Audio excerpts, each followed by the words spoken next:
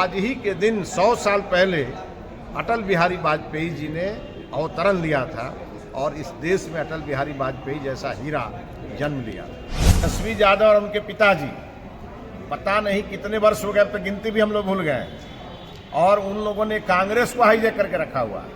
आज बहुत सारे विधवाओं को पेंशन एनडीए की सरकार उन विधवाओं को देती है जो लालू जी के शासनकाल में विधवा हुई। नमस्कार, मैं हूं फलक सिंह और आप देख रहे हैं आगाज एक्सप्रेस। और आज हम मौजूद हैं बीजेपी कार्यालय में, जहां पर हमारी बात होती है पूर्व सांसद मिथिलेश तिवारी जी से।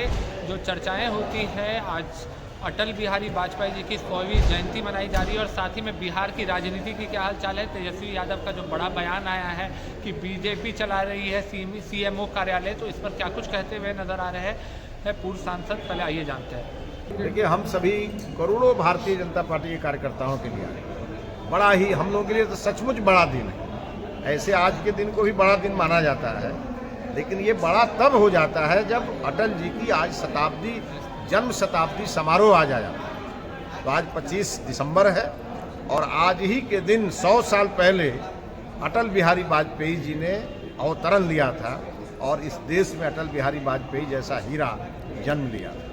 और आज वो हमारे बीच नहीं है, होते तो आज 100 साल के होते। हम लोग कहीं ना कहीं उनको मिस करते हैं, लेकिन अटल जी उनकी अपनी कविताओं में, अपने उनके जो अच्छे कार्य हैं उसके कारण, सुशासन के कारण अटल जी सदैव हम लोगों के हृदय में जीवित बन करके और हम लोगों को प्रेरणा देने के लिए, प्रेरणा पुंज महापुरुष के रूप में अटल जी सदैव हमारा मार्गदर्शन करते हैं। तो आज उनका जन्म जयंती समारोह है और ये शताब्दी जयंती समारोह है। तो सचमुच सारे कार्यकर्ता हर्ष उल्लास के साथ अटल जी की जयंती मना रहे हैं और हम लोग बहुत प्रसन्न हैं आज अटल जी की जयंती मना करके, उनको याद करके। तेजस्वी यादव कह रहे हैं कि नीतीश कुमार को जो है बीजेपी हाईजैक कर रखी है, वो जो है दबाव में काम कर रहे हैं। तेजस्वी यादव और उनके पिताजी पता नहीं कितने वर्ष हो गए, अब तो गिनती भी हम लोग भूल गए, और उन लोगों ने कांग्रेस को हाईजैक करके रखा हुआ है।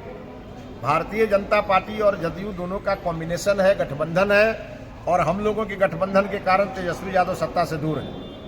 तो उनको सपने आते रहते हैं, तो खुद हाईजैक करते हैं और दूसरे पर आरोप लगाते हैं।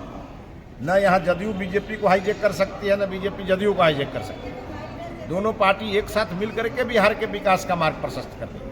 तो तेजस्वी यादव के पेट में दर्द होना तो स्वाभाविक है। अंतिम सवाल सर, तेजस्वी यादव ऐलान किया कि हमारी सरकार बनेगी तो माई बहन मान योजना के तहत 2500 और जो वृद्धा पेंशन है, विधवा पेंशन, उसको 400 से बदले। उनकी सरकार बन ही नहीं सकती है।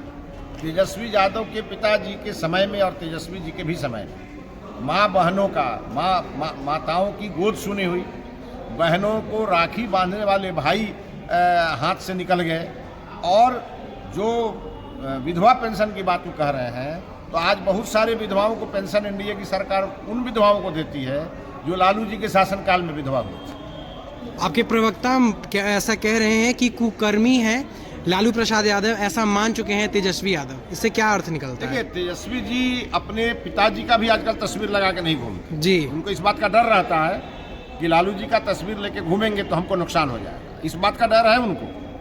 तो अपने पिताजी को ही वो भूल गए हैं, तो बिहार को क्या याद रखें? जो पुत्र अपने पिता को ही भूल जाए, वो दूसरे लोगों के लिए क्या काम करे?